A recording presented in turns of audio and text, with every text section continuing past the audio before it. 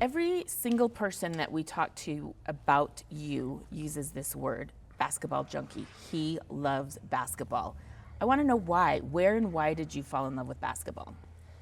I mean, it's my dream, to be honest. I mean, it's kind of like with anything in life. I mean, if you kind of try to, put your mind to it, I mean, you try to go out and, try to achieve that goal that you set for yourself. But, I always tell a lot of people, I really didn't have a plan B. So, I mean, I had to, stick with it and, make it happen almost. So, but I mean, I just love basketball. I mean, getting to the NBA is it was my main goal, but now it kind of restarts almost. Now I'm a rookie and I got to, find a way to get acclimated and find a way to, be effective as fast as possible. So, I mean, I just watch a lot of basketball. I mean, this is my life now, so I try to just, put my all into it. So that's really the main thing. So take me back, paint a picture. You're this little boy in Texas. Why does this little boy start loving this game? What age? 3 years old. My dad, my mom, they both played. My whole family played, grandma and grandpa. So, I mean, we're a basketball family. So it's kind of just, following, in their footsteps. They were successful in what they wanted to do, and I just wanted to continue the legacy. And, being from, Louisville, not a lot of people have made it professionally in, sports. So I kind of wanted to be, one of the ones where, people go back and look and, say he persevered, he, stayed locked in and, understood that he was playing for, not for himself, but also something bigger than him. I follow your mom on social media, and she'll occasionally post these pictures of you, and you're just like a baby, like skinny, just in your basketball gear. Tell me what it's like 10 years old, 12 years old, 11. Like, what is your life like on the basketball circuit? On the basketball circuit, I mean, it's traveling every weekend in the summer. Middle school, I'm on the middle school basketball team, just playing the game every other couple days. I'm working out basically every day with my trainer, Booker Wilfox. We're at a church. It was the back gym. It was away from the church. It was this back gym, and it's not a really good area, but I was okay with going there and trying to work on my game, work on my craft. That's really how much I really wanted to be great. I was willing to go through whatever circumstances, whatever, to be in the gym and perfect my craft. I mean, COVID was really, really difficult for me. I mean, just because that was kind of our private gym, and we even had to shut that down. So I mean, it's just like through the years and and growing up, the work ethic only got more and more, and I was more and more locked in as I continued to grow up, and now I'm able to be here now. What would a typical day look like? You're like, I'm working, but like, what did that look like? Yeah, I mean, so during the school year, I mean, of course, we go to school, come back and, I chill for a little bit. And then, I mean, actually, I'm sorry, we got practice after. And then go home, relax. And then after practice, I'm going to my workout with Booker Wilfox. So it's after that, then I'm coming home and then I'm eating. And then, and then it's just on repeat. And then on the weekends, that's when I really get my lifting in. And, was working out at Sanders Fit at the time and just trying to get in there as many days as possible. Because, with school work and, other obligations that you have, I mean, still got to clean the dishes, still got to clean your room every Sunday, got to be up at 9. If I'm not up at 9, I'm getting my phone taken for the whole day. So So mom's strict. Yeah, it was a discipline thing, and it definitely helped me for sure now in my everyday living. So, I just imagine this young kid. Did you go to your parents or go to your mom and be like, I'm really serious about this. Like, I need this trainer. What was the impetus for you to like get this extra trainer and start putting in all this work? Why did your folks believe in it? I think my whole family we're a really loving family. So it wasn't a conversation that was had. It was more of like, this is what you want to do, so I'm going to take you to the gym. I don't think, I think they knew I was serious, but I don't think they really understood how serious I was about playing basketball. So, I mean, my mom and, a couple other people, they would take me to the gym. If my mom couldn't take me, then they would come pick me up and take me. So, as a collective, it was a great space between us as far as, communication and getting me to the gym and picking me up from the gym because I couldn't drive at the time. And then once I was able to drive, I didn't ask for nothing else. I knew what time I needed to be at the gym. I knew what time I was leaving the house every day. I knew what time I would get back to the house.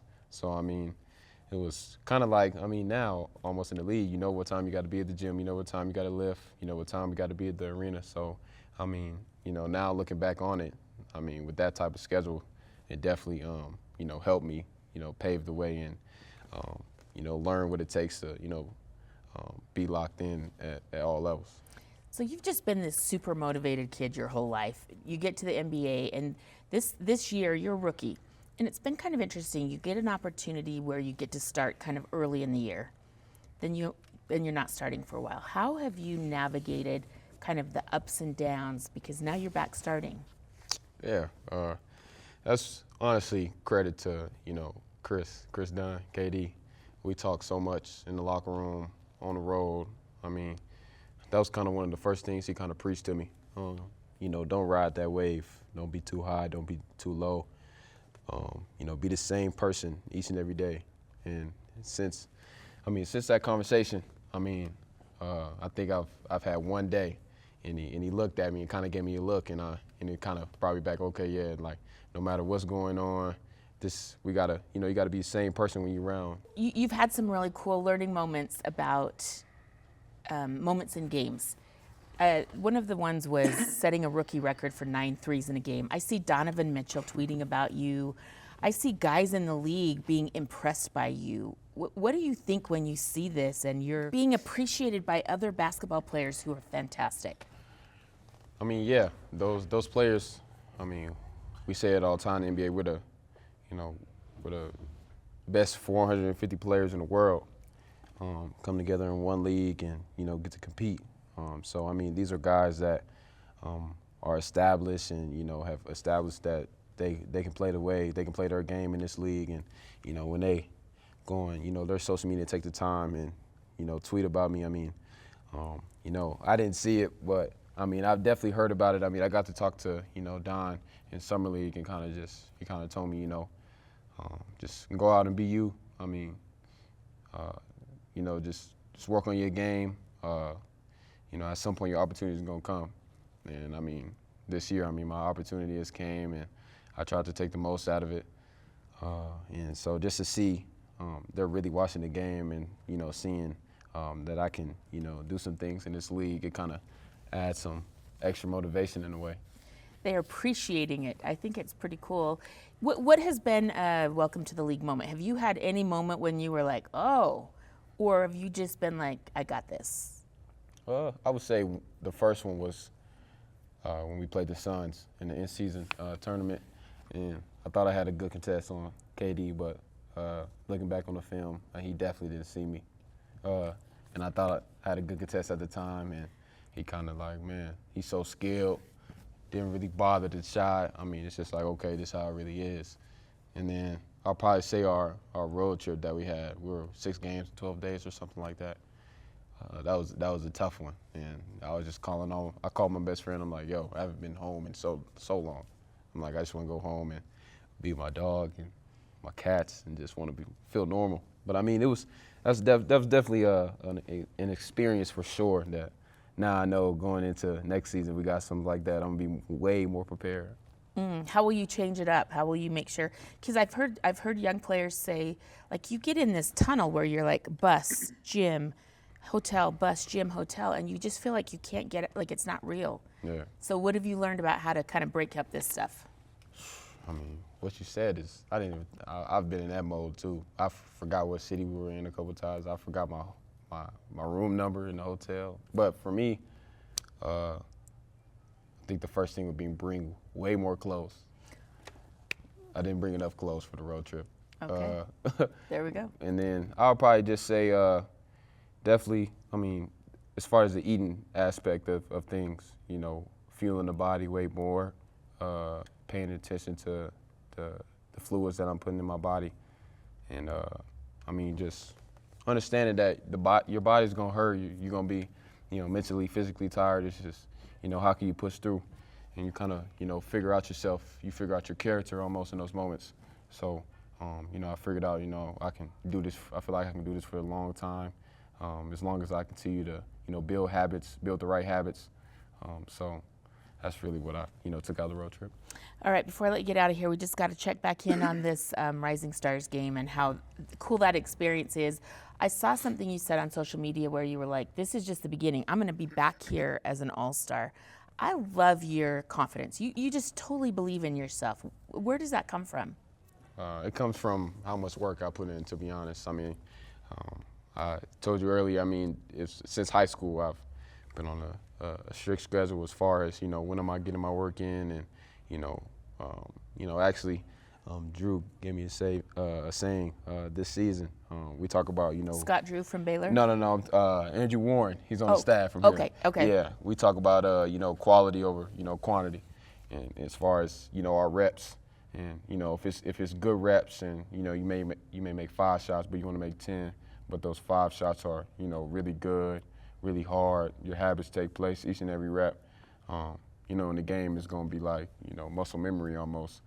So, I mean, the confidence just comes from the work, to be honest. As long as you put in the work, and, you know, in the game, it's almost like you've seen, you know, all the reads, all the shots. You see everything. So it's just a matter of, you know, making or missing the shot. So we're post All-Star game, just over 26 games left. What do you know now that you didn't know before? I've learned a lot as far as off-the-court things when it comes to the league. I mean, obviously, beginning of the season, I didn't know what was going to happen. I mean, how fast games come by. I mean, you play a game and, you know, you feel like you might get off, but it really doesn't feel like off just because you get home so late, just because the game is later at night.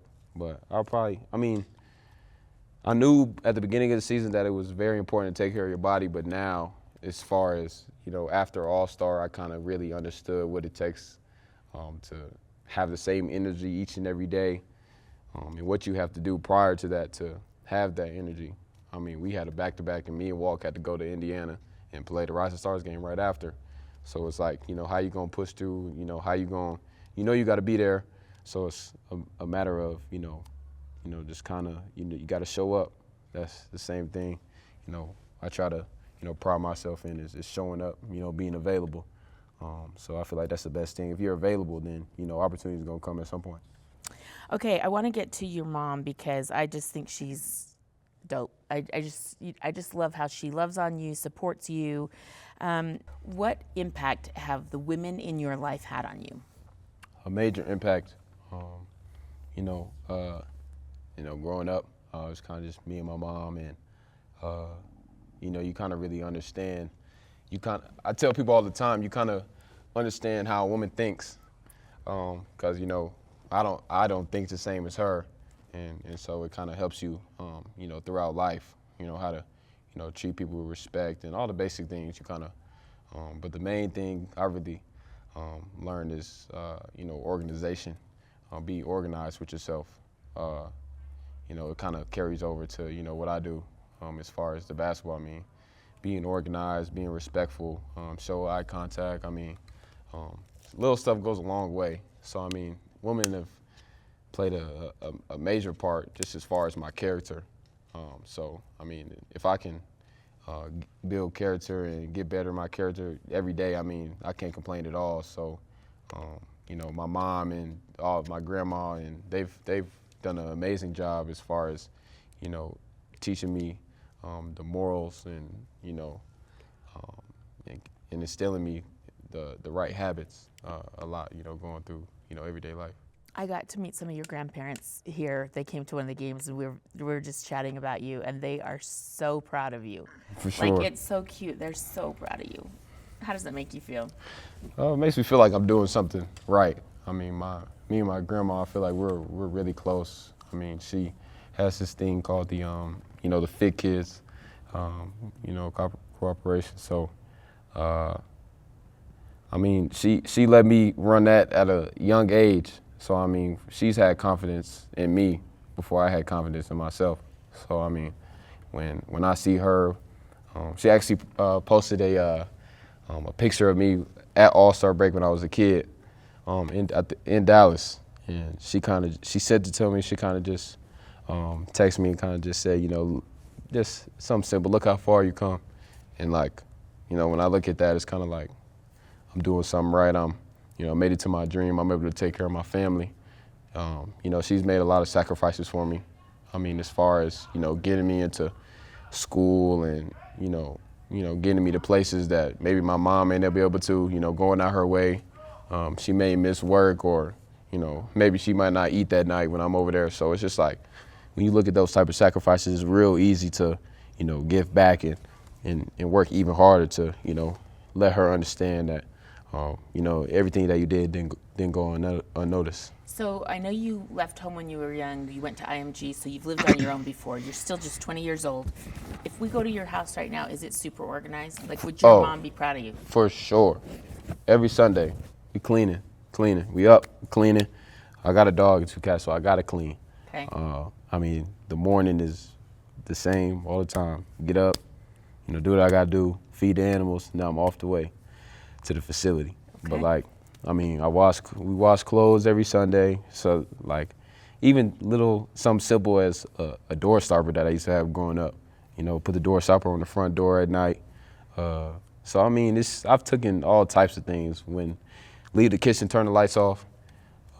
Even if I'm about to go right back, I'm still turning the light off. So it's just like, you know, the little things that I did around the house growing up, I could tell, like now, having my own home and wanting to take care of my own home, those things are happening in my home. It's so cute. I'm sitting here as a mom thinking, oh, I should be so proud of you. I'm so proud of you. What's your dog's name? Duke. Duke, and then cats' names? Migo and Mist. Are they Migos after the Migos? We did Migo after the Migos, and then Mist. He's gray, so we kind of like, gray. Gotcha. Mist. Okay, cool. And last thing before I let you go, what's been the best part of your life in Utah so far this season? Best part of my life. Best part of my time in Utah, I'll probably say going to Trader Joe's and people are showing love. It's kind of, I went to Trader Joe's one day. It was early, like in the summer. I think we didn't even play a summer league game yet. I go there, I'm just trying to shop, I'm just trying to get some fruit, stay out the way. And, you know, a mom comes up to me, she's like, oh, we're so glad you're in Utah, we're so glad you're on the Jazz. She FaceTimed her son, showed me her son and told him, now you see why I want you to go to the store. But it's just like when you can have that type of impact and like make people's day just by them seeing you, and it's just like, I mean, like I said before, it's kind of like you're doing something right. So I just try to keep a smile on my face. Every time I see a fan, I'm interacting in the arena. Y'all see, I always try to show love, high five somebody, you know, get the crowd up. So I mean, you know, we talk about showing love on our team all the time, and I, you know, tell myself all the time, it's not hard to show love. It's not hard to, you know, dap somebody up one time. Because I know when I was younger and watching the league, I mean, if somebody would have did that to me, then I probably would have freaked out. So it's just about how can I impact somebody's life in a positive way each and every day. So, I mean, that's what I'm really trying to do. All right. Well, thanks for joining us, Keyonte.